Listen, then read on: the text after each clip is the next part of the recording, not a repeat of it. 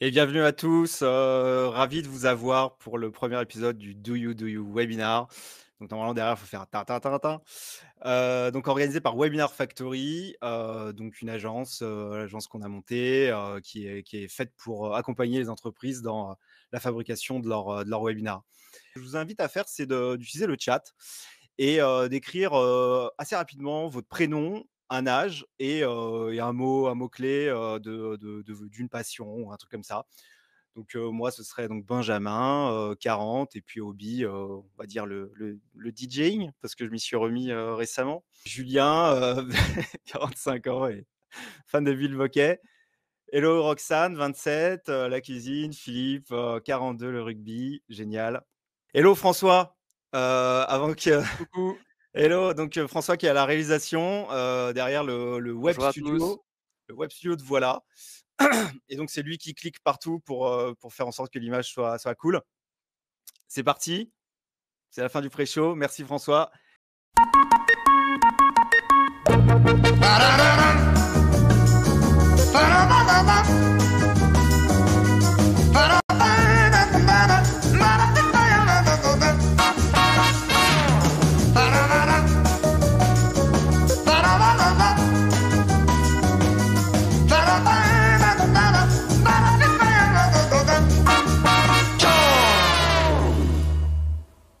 Et on est de retour, c'est le vrai début du Do You webinar. Donc en 2 mots, parce qu'après on va faire plus ample connaissance juste après, mais tu as fait toute ta carrière dans la veille média et le consulting et tu as monté une agence PowerPoint, il y a 3 ans et je trouve l'idée super cool parce que, pour avoir, participé à beaucoup de live corporate et avoir réalisé beaucoup de live corporate, j'ai vu beaucoup de slides passer et il y a du taf, hein, il y a du taf. Ah bah, c'est pas moi qui te dirai le contraire, hein.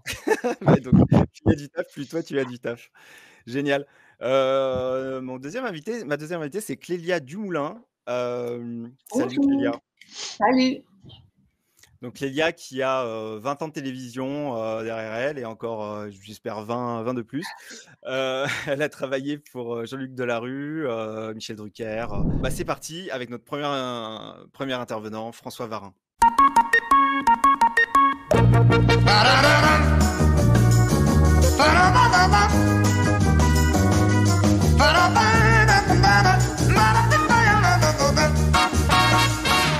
François, tu as 48 ans, tu as 3 enfants, dont, le premier que tu as eu à 26 ans.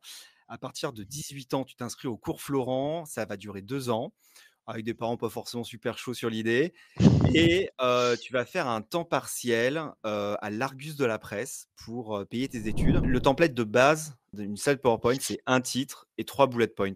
Ça fait un peu, liste de courses et que comme, par défaut, il y a pas de hiérarchie dans les informations, on arrive à un discours, finalement, où il y a aucune priorisation dans ce que l'on met à l'écran. Parce que tu as toute une littérature qui crache sur PowerPoint quasiment depuis sa naissance, hein, en fin des années 80. Toute cette littérature, tape justement sur PowerPoint comme le rendant coupable de toutes ces mauvaises décisions prises. Il y a une partie que je trouve tout à fait justifiée et juste, et il y a une partie que je trouve moins justifiée. C'est-à-dire qu'il y a des choses qui sont dues à la mauvaise qualité de l'outil et en même temps, on dit toujours que le mauvais ouvrier n'a que des mauvais outils. Dire la responsabilité, elle est forcément chez celui qui utilise l'outil. Il n'empêche que l'outil te met sur un rail qui n'est pas le bon. Et Ah c'est bien c'est ce sûr. que tu viens d'évoquer. Si tu veux, quand tu fais, enfin des bullet points, effectivement, dans la vraie vie, on les utilise dans une seule situation, c'est quand on fait des listes. Liste de courses, liste de fournitures scolaires, liste des films que j'aime bien, enfin et cetera.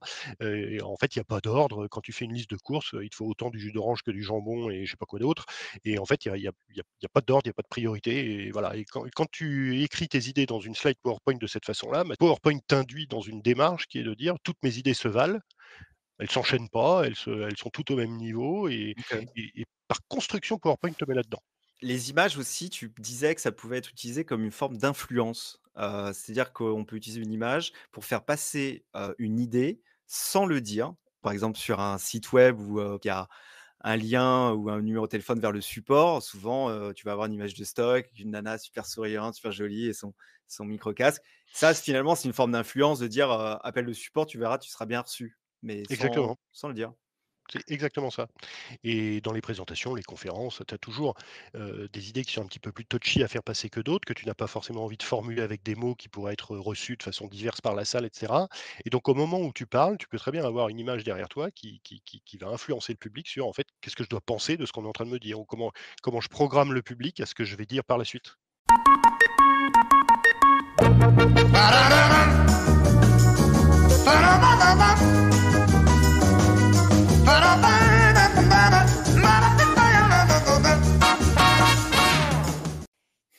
Salut Clélia. Hello. Re. Clélia Dumoulin, tu travailles en télévision depuis 20 ans, tu as fait tes études au CELSA et démarré ta carrière dans la publicité, dans de belles agences comme Saatchi et Saatchi ou TBWA. Je voulais parler des chroniqueurs. Donc les chroniqueurs pour vous en télé, c'est des journalistes de la rédaction. Moi, je me dis qu'en webinaire, ça pourrait être des employés en fait de la boîte qui Tout à fait. organise le webinaire parce que il y a plein de gens qui ont des domaines d'expertise. Tu ferais comment un coaching d'un ingénieur qui est super bon en IA et qui doit faire 5 minutes sur ça? Ah ben, faut le préparer. Bon, ben, d'abord, je l'écouterai. C'est toujours pareil. De toute façon, tout vient quand même de l'interview, de voir qu'est-ce qu'il a apporté. Parce que si on fait appel à lui, c'est qu'il est bon dans son domaine. Ouais. Donc, il faut identifier le message. Qu'est-ce qu'on veut dire?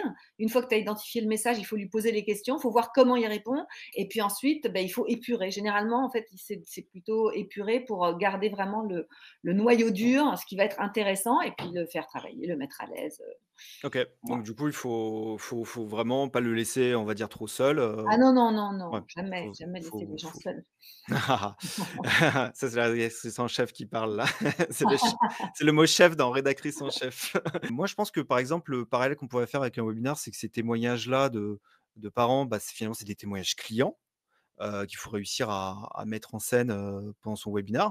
Par exemple, un témoignage client sur un webinaire, tu préférais plutôt être en mode interview ou plutôt lui laisser, une sorte de tribune libre, une sorte de keynote, pendant quelques minutes? Bah, je pense que le système de l'interview, alors que ce soit un intervieweur comme toi ou même éventuellement des questions posées sur des cartons avec un jingle un peu musical, etc., c'est bien parce que ça rythme par rapport à une tribune où justement c'est des gens qui n'ont pas forcément l'habitude de s'exprimer en public. C'est important qu'il y ait ce ping-pong, qu'il y ait ce côté question-réponse qui fait que ça va rythmer et qu'on se dit qu'on n'en prend pas pour un tunnel de 15 minutes. Pardon, hein, c'est pas très Oui, c'est gentil. ça, ouais, un tunnel, où on endort tout le monde. Non, mais Voilà. c'est super intéressant et c'est aussi ça l'écriture d'un conducteur, c'est Mmh mh. c'est identifier les moments où ce sera trop long et surtout Oui. il faut pas se mettre dans des conditions, justement, où on laisse la porte ouverte à ça. Il faut Mmh. réussir à séquencer et puis, après c'est il y a aussi le boulot d'animateur de réussir à tenir son timing. Ces témoignages, il faut une pré-interview. Comment ça se passe? Et ma question aussi, c'était faut-il enregistrer, d'après toi, la conversation, vocale ou est-ce qu'il faut plutôt prendre des notes parce que c'est plus rapide? Bah, ouais, tu as répondu en fait. Il faut mieux prendre des notes parce que c'est plus rapide, parce que, réécouter tout, ça tu as pas de vraie valeur ajoutée et tu perds du temps. Donc en Et gros, les journalistes, ils sont au téléphone, ça va durer entre 40 minutes et 1 heure et demie selon, si le témoin est bavard, s'il a des choses à dire, s'il faut le mettre en confiance. Souvent, ils parlent aussi de choses qui nous intéressent pas forcément, mais évidemment qu'on va pas lui dire: «Ça ne nous intéresse pas», parce que, tout est intéressant et tout mène au discours qu'on veut entendre. Et donc, l'important, c'est de retranscrire le plus fidèlement. Alors, c'est pas du mot à mot, mais par contre, s'il y a des expressions qui reviennent, s'il y a une manière de s'exprimer, il faut qu'en fait, quand moi je lis la fiche de déroulé fait par le journaliste, il faut que j'entende en fait la personne qui me parle, que je me dise tiens, elle est très sensible, lui, il est très rigolo, il est un peu en colère, on sent sa colère. C'est ah oui. important parce que ça va donner l'ambiance du plateau aussi. Tu travailles aujourd'hui chez InWink, c'est une Mmh mh. plateforme qui a plein de briques qui permettent de digitaliser ces événements. Et juste avant, tu avais fait 6 ans à l'EBG. Mmh. Tu disais c'est un club d'affaires, et c'est là que tu as mis en place des webinars. Et rapidement, tu avais instauré une règle dans les webinars, c'était que, les sociétés, donc les partenaires qui mettent au pot, hein, qui payent pour Ouais. ça, tu leur mettais quand même une règle qui était de dire: «Oui, à vous, Mmh. mais on veut au moins un speaker, comme un expert ou un client». En tout cas, qui est un ping-pong quoi, qui a un échange. C'est primordial. En fait, sinon ça ressemble à un tunnel de publicité, de 40 ou 45 minutes. Manger entre guillemets 45 minutes de discours commercial avec une presse commerciale, qui pourrait être tout simplement téléchargée sur le site web du «vendeur» entre guillemets, bah, c'est pas très, très, digeste, on va dire. Donc la 1re règle, c'était de ne jamais parler seul, c'est-à-dire qu'il fallait un témoin. Il fallait quelqu'un de candide, comme tout à l'heure c'était dit, mais quelqu'un qui a mis en place et qui a mis les mains dans le cambouis pour pouvoir dire bah, moi j'ai fait ci, j'ai fait ça. Forcément, comme tu le dis, il y a parfois un avis un peu biaisé sur ce genre d'intervention, mais ça se sent quand même quand c'est naturel et c'était obligatoire, vraiment obligatoire. D'ailleurs, ça se voyait en termes de temps d'écoute, de questions, enfin bref, tout ce qui pourrait faire se dire qu'un webinaire a marché ou pas, ça se voyait derrière. En webinar, on rencontre franchement cette problématique aussi de perte d'attention.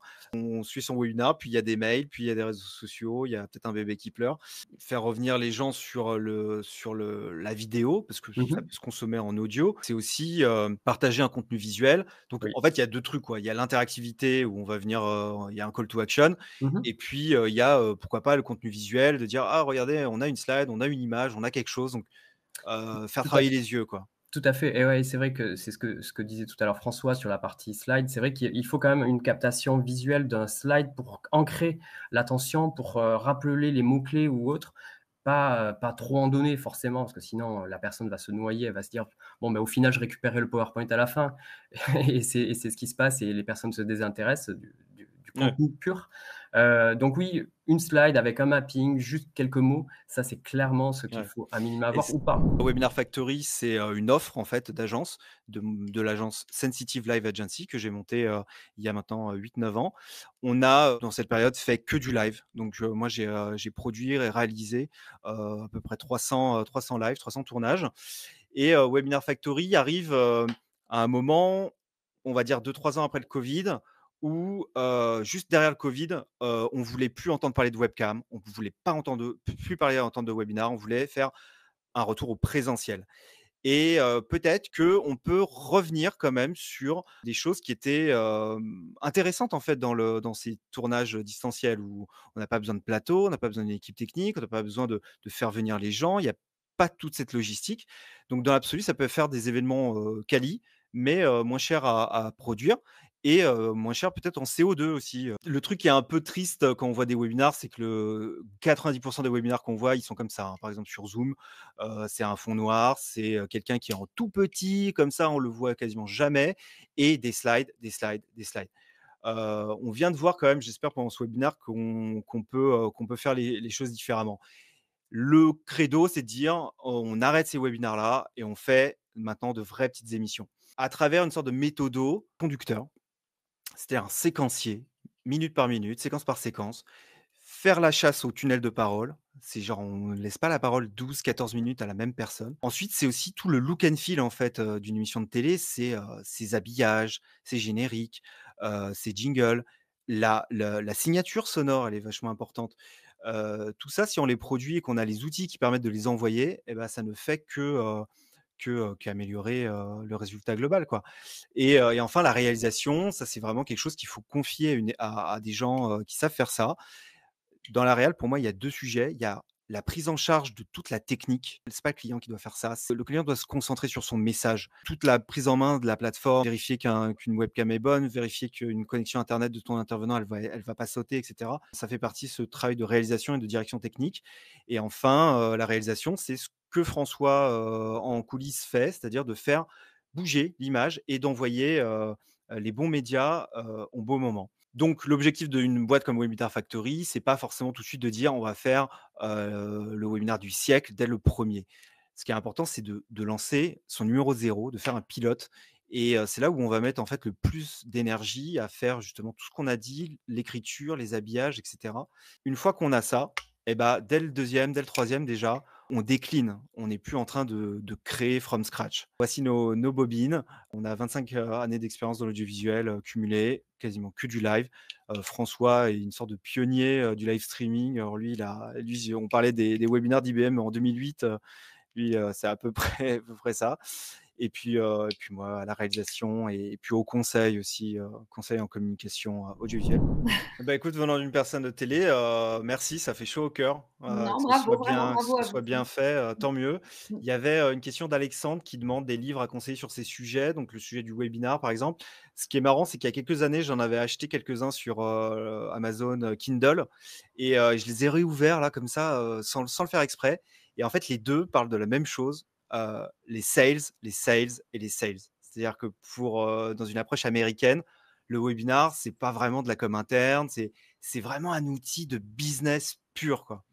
Mmh. Ça, toi, Philippe, c'est Oui. vraiment ce que tu as vu, toi, le BG? Oui, oui, oui, c'est complètement ça et c'est pour ça que, surtout après la période covid, quand il y a eu, une avalanche de webinars. Tu ferais, toi, François, des webinars pour Histoire de Slide? Pas forcément avec nous, mais juste dans la démarche de cette vente. Comme tu as une offre agence B2B, est-ce que c'est pas adapté, en fait? On s'est déjà posé la question et bon, pour l'instant, nous, on a 3 ans d'existence, donc on fait des choix, hein, pour l'instant encore et donc on a fait d'autres choix. Mais c'est vraiment une question et un jour, on en fera certainement et sans flagornerie, si on en faisait, on en ferait avec toi parce que justement, on voudrait faire des trucs quali et vraiment bien, et compte tenu de notre activité, d'ailleurs, c'est absolument indispensable, donc on les ferait avec toi. OK. Bah, merci et puis je vous laisse, alors on a une petite surprise, ça s'appelle Radio Webinar et pour ceux qui veulent pas fermer l'onglet tout de suite et ben on est parti pour, 45-50 minutes de musique. Toujours dans ce thème, 60s, Do You, Yeah Yeah et on espère que ça va vous plaire et on se dit, à très vite. Salut.